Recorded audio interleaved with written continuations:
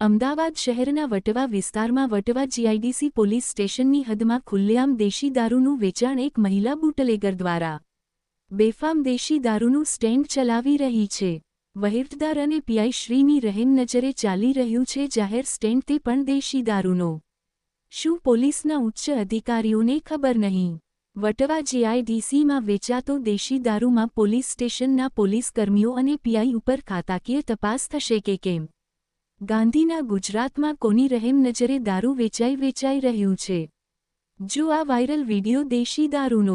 એક report Gujarat Gita news Ahmedabad શહેર.